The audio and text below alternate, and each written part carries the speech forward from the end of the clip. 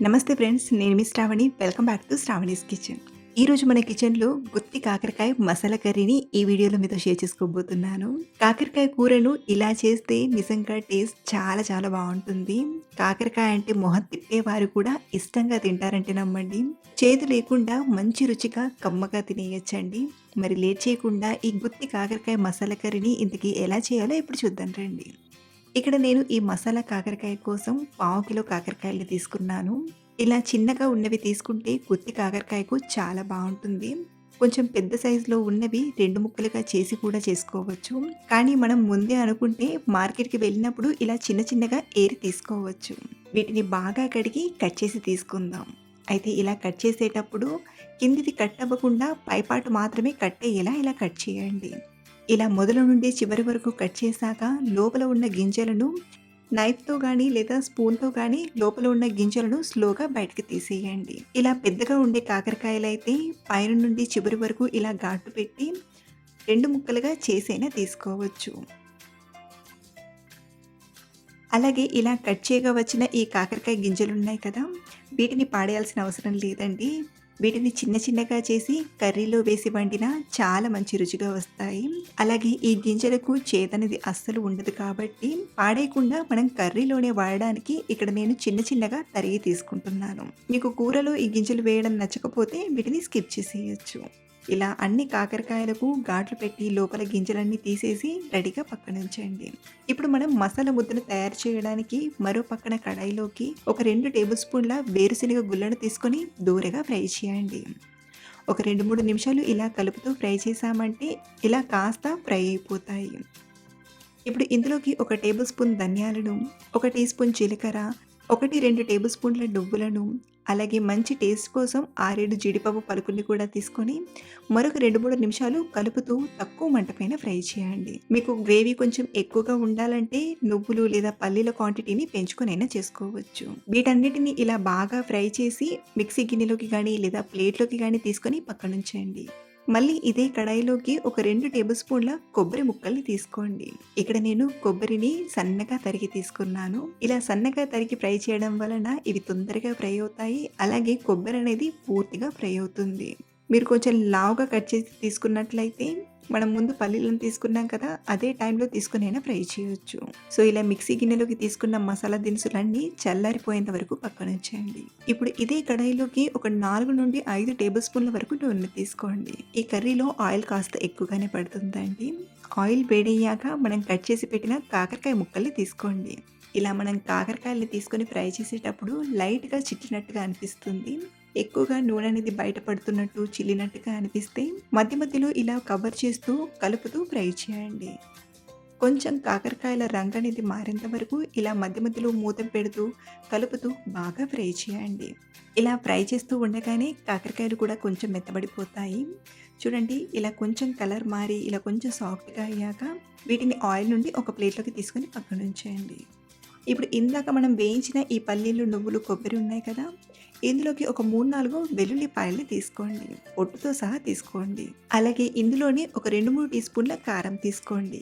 మీరు తినే స్పైసీని అలాగే మీరు వాడే కారాన్ని బట్టి కారం తీసుకోండి. ఇక్కడ నేను తీసుకున్న కారం అయితే చాలా స్పైసీగా ఉంది కాబట్టి 2 టీ స్పూన్ల వరకు మాత్రమే తీసుకున్నాను. అలాగే ఇందులోనే రుచికి సరిపడా ఉప్పుని కూడా తీసుకుంటున్నాను.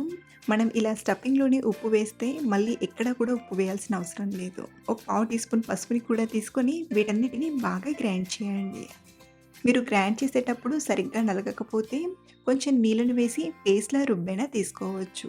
ఇక్కడ నేనైతే వట్టి పొడిని ఇలా మెత్తగా గ్రైండ్ చేసి ఒక బౌల్‌లోకి తీసుకుంటున్నాను. ఇప్పుడు ఈ పొడిని మనం ఇలాగే కాకరకాయలో పెట్టేస్తే సరిగ్గా ఉండదు కాబట్టి ఇందులోకి లైట్‌గా కొంచెం నీళ్ళను తీసుకొని పేస్ట్‌లా కలిపి ఆ తర్వాత మనం కాకరకాయల్లోకి తీసుకుందాం. మరీ ఎక్కువ తడి చేయొద్దండి. కాకరకాయలో పెట్టేంత ఇలా కొంచెం మెత్తగా చేసుకొని కొంచెం కొంచెం ఈ మసాలా ముద్దను తీసుకుంటూ కాకరకాయల్లోకి తీసుకుందాం. అలాగే కాకరకాయల్లో నిండుగా నింపాల్సిన అవసరం లేదండి. ఇలా మనం కొంచెం కాకరకాయల లోపల స్టఫింగ్ అనేది పెట్టడం వలన కాకరకాయకు ఉప్పు, కారం అనేది బాగా పడుతుంది.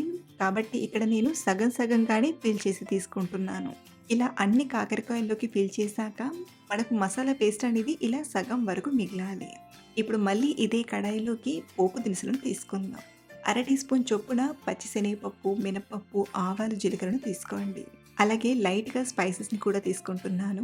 చిన్న దాల్చిన చెక్క, 2 యాలక్కులు, 3, 4 లవంగాలను తీసుకోండి. మీరు కావాలంటే ఈ స్పైసెస్‌ని మనం గ్రైండ్ చేసిన టైంలోనే తీసుకొని గ్రైండ్ చేయొచ్చు. అలాగే ఒకటి కట్ చేసిన ఉల్లిపాయ ముక్కల్ని తీసుకొని ఫ్రై చేయండి. ఇలా ఉల్లిపాయల్ని దూరగా ఫ్రై చేశాక ఇందులోకి ఫ్రెష్‌గా దంచిన ఒక టీ స్పూన్ అల్లం వెల్లుల్లి పేస్ట్‌ని, అలాగే 2, 3 కట్ చేసిన పచ్చిమిరపకాయ ముక్కల్ని తీసుకొని ఫ్రై చేయండి. ఇందులోనే కొంచెం కరివేపాకును, అలాగే మనం కాకరకాయలు కట్ చేసేటప్పుడు గింజలను కూడా కట్ చేసి తీసుకున్నాం కదా! ఈ గింజలను కూడా తీసుకొని బాగా ఫ్రై చేయండి. ఇలా చక్కగా ఫ్రై చేశాక ఇందులోకి స్టఫ్ చేసిన కాకరకాయల్ని తీసుకొని అంతా కలిసేలా కలపండి. ఇప్పుడు మంటను లో ఫ్లేమ్‌లో పెట్టి ఒక 2 నిమిషాలు ఉడికించామంటే ఇందులోని ఫ్లేవర్స్ అన్నీ కూడా కాకరకాయకు బాగా పడతాయి.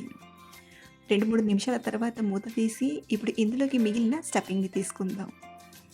ఇప్పుడు ఇందులోకి చింతపండు నుండి తీసిన చింతరసాన్ని తీసుకోండి.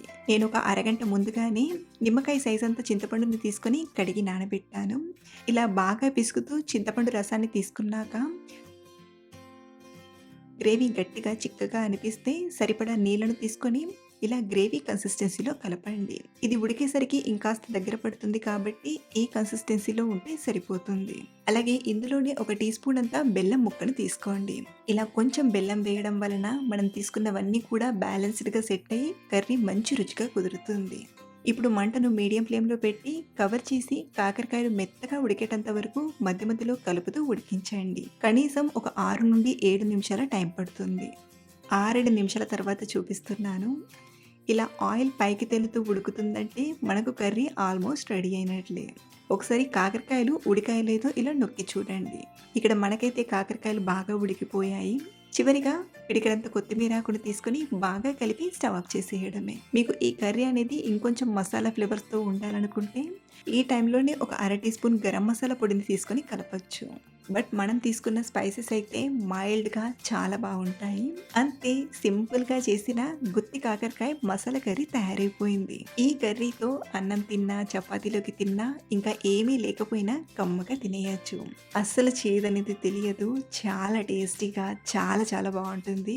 మరిన్ని టేస్టీ అండ్ సింపుల్ రెసిపీస్ కోసం మన ఛానల్‌ని సబ్స్క్రైబ్ చేసుకోండి. Thank you for watching.